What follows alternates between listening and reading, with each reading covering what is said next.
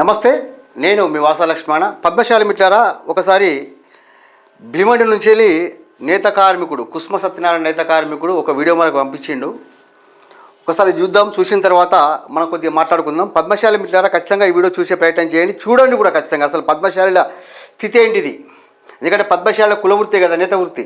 ఆ భీమండి నుంచి వెళ్ళి కుస్మ సత్యనారాయణ నేత కార్మికుడు అన్నగారు ఒక వీడియో పంపించిండు. ఒకసారి ఆ వీడియో చూడండి మిత్రారా, అక్కడ పరిస్థితి ఏంటి. मेरा नाम कुस्मा सत्यनारायण नेता है। मैं यही कारखाने में 16-17 साल से काम करता है।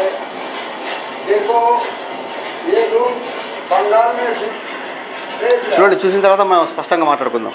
अभी सरकारी ये कपड़े के ऊपर लाइसेंस लेके मजदूरी का काम चलाने के लिए मेहनत करता है। देखो हमें 16-17 साल से मैं यही कारखाना में काम करता है।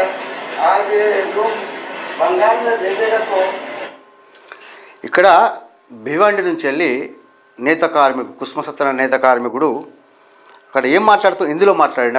అక్కడ అంటే అక్కడ ప్రభుత్వాలకు విషయాలు తెలియాలని చెప్పి కొద్దిగా హిందీలో మాట్లాడాడు. ఆయన ఏమంటాడంటే 17-18 సంవత్సరాలుగా భివండిలో పనిచేస్తున్నా నేను.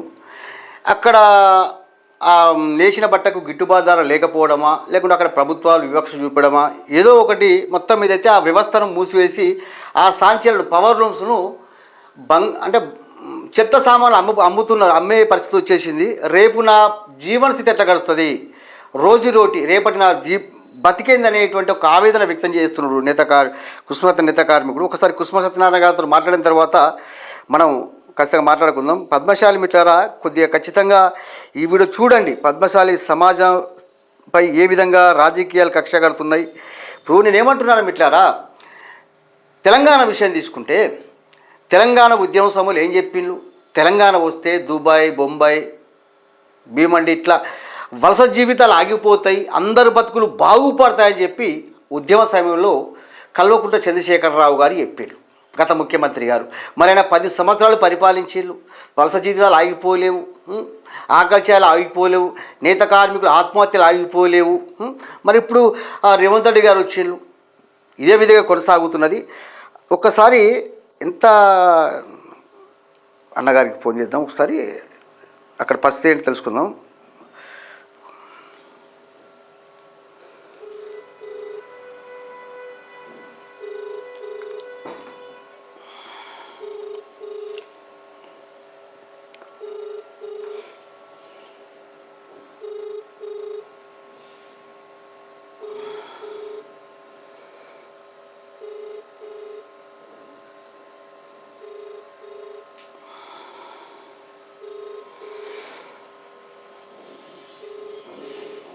చిల కుస్మ సత్యనారాయణ గారు అక్కడ సాంచెల్ల పని మీద ఉన్నారు కావచ్చు, లిఫ్ట్ చేస్తలేదు. నేనేమంటున్నా అంటే పద్మశాలి మిట్లారా, పద్మశాలిలు ఖచ్చితంగా వినండి. ఎందుకంటే నేత పరిశ్రమ అనేది పద్మశాలిల కులవృత్తి. మరి నేత కార్మికుల జీవితాలు ఇదే విధంగా గడిచిపోవాల్సిందేనా? వీరి బతుకులు బాగు చేసేది ఎవరు? ఒక్కసారి పద్మశాలి మిత్రులందరూ కూడా వినాలి. ఎందుకంటే ఏ ప్రభుత్వం వచ్చినా సరే, అది ఏ పార్టీ అయినా కానీ, ఏ ప్రభుత్వమైనా కానివ్వండి, అటు తెలంగాణ తీసుకుందాం, అంటే ఆంధ్రప్రదేశ్ తీసుకుందాం, ఏ ప్రభుత్వం వచ్చినా సరే ఒకసారి కుస్మ సత్యనారాయణతో మాట్లాడదాం. హలో అన్నగారు, నమస్తే. నేను లైవ్లో ఉన్నా అన్న. నేను మీ వీడియోను ప్లే చేస్తున్నా. ఒకసారి మీ వీడియో పంపించాలి కదా, ఏంటిది అక్కడ భీవండిలో పరిస్థితి ఏంటిదన్న? భీవండిలో పరిస్థితి ఏంటిదన్న? భీవండిలో ఇదే గట్టినే ఉంటుంది అన్న. అది మొత్తం ఇక అంతా ఇదైపోయింది. మందం ఉన్నదని అంటుర్రు, బంద్ పెడుతుర్రు. ఇక మందం అంటే అక్కడ ఇక చేసిన బట్టకు గిట్టుబాటు రాకపోవడం ఇవే కదన్న. చేసిన బట్టకు గిట్టుబాటు ఏంది, మార్కెట్ లో మాల్ అమ్ముతలేదు అని అంటారు, యాన్ ధర పెరుగుతుంది అని అంటారు. అప్పుడే పెరుగుతుంది, అప్పుడే దిగుతుంది. ఈ నడిపెట్టోళ్ళు కూడా నడిపెట్టేందుకు వెనక ముందు అవుతారు. ఒకప్పుడు భీమండి అంటే ఒక 20 సంవత్సరాల క్రితం భీమండి అంటే కొద్దిగా పద్మశాలకు ఉపాధి కల్పించే ప్రాంతంగా ఉండేది. ఇప్పుడు ఆ పరిస్థితి ఉన్నదన్న భీమండిలో? ఇప్పుడు లేదు, లేదు కదన్న. 20 సంవత్సరాల కింద ఏందన్న, మొన్నటి దాకా మన కేసీఆర్ రాకముందు కూడా డిమాండ్ లో మన పద్మశాలిలే ఉండిరి అన్నా ఉండిరి కానీ ఇప్పుడే అంత పురాణ అర్థనం అయిపోయింది పరిస్థితి. సరే రైట్ అన్నా, నేను మళ్ళీ ఫోన్ చేస్తా. రైట్ అన్నా, ఇది పరిస్థితి మిత్రులారా. నేనేమంటున్నా అంటే పద్మశాలిల కుల వృత్తి నేత వృత్తి గతంలో భీవండి కానివ్వండి, బొంబాయి కానివ్వండి, ఇప్పుడు ముంబైగా పిలిచే బాంబాయి కానివ్వండి, సోలాపూర్ కానివ్వండి, గుజరాత్ కానీ, అహ్మదాబాదు పలు ప్రాంతాలకు ఉభయ రాష్ట్రాల 2 తెలుగు రాష్ట్రాల పద్మశాల కుల వృత్తి నేత వృత్తిగా వచ్చి ఆ ప్రాంతాలకు వెళ్ళి సాంచి నడిపి జీవన కుటుంబాన్ని పోషించుకునేవారు. అక్కడి ప్రాంతాల్లో కూడా వ్యవస్థ కుంటుపడిపోతుంది. అక్కడి ప్రాంతాల్లో కుంటుపడితే వాళ్ళు ఇక్కడికి వచ్చి ఏం పని చేసుకొని బతకాలి? ఒక మాట చెప్పన్నా మిట్లారా, చేనేత వ్యవస్థ నేత వ్యవస్థ చిన్నభిన్నం అయిపోతుంది. ఈ రాజకీయాలు కేవలం పద్మశాల ఓట్ల కోసమే ఓట్ల రాజకీయం చేస్తూ నేత పరిశ్రమ చిన్నభిన్నం చేస్తున్నాయి. కానీ వారికి జీవనోపాధి మెరుగుపరచాలి, వారికి జీవితాలు బాగుపరచాలని ఆలోచన ఏ రాజకీయ పార్టీలో ఏ ప్రభుత్వంలో రావడం లేదు. మరి ఈ నేత కార్మికుల బతుకులు బాగుపడాలంటే ఏం చేయాలి అనేది పద్మశాలి ఆలోచించాలి. ఈ నేత కార్మికుల బతుకులు బాగుపరిచేది కేసీఆర్ వల్ల కేసీఆర్ బాగుపడతాడు, రేవంత్ రెడ్డి బాగుపడతాడు, అక్కడ ఆంధ్రప్రదేశ్లో చంద్రబాబు నాయుడు బాగుపడతారు, లోకేష్ గారు బాగుపడతారు, పవన్ కళ్యాణ్ గారు బాగుపడతారు.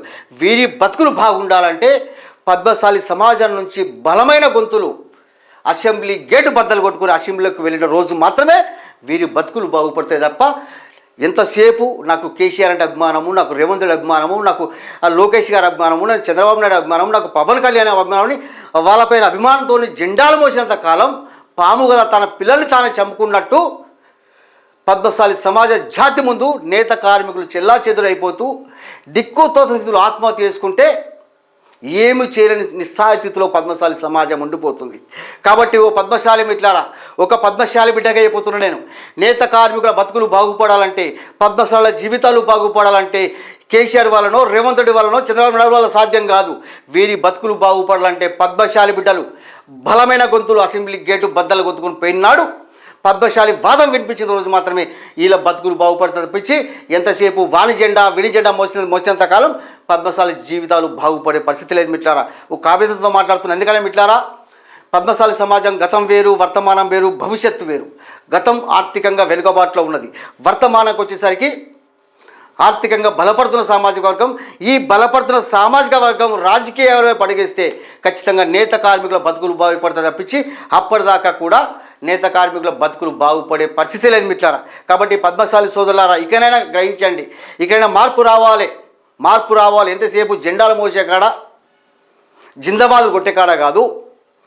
పద్మశాలి సమాజంలోని బలమైన గొంతులు అసెంబ్లీ గేటు బద్దలు కొట్టుకుని పోయిన రోజు ఖచ్చితంగా పద్మశాలి బతుకులు బాగుపడతాయి. నేను మాత్రం ఒక మాట స్పష్టంగా చెబుతున్నా, ఒక పద్మశాలి బిడ్డగా. రాబోయే తెలంగాణ విషయం తీసుకుంటే రాబోయే అసెంబ్లీ ఎన్నికలలో బలమైన పద్మశాలి గొంతులు అసెంబ్లీ గేటు బద్దలు కొట్టుకుని పోయే రోజు ఖచ్చితంగా వస్తుంది. దానికి మనమందరం సిద్ధంగా ఉందాం.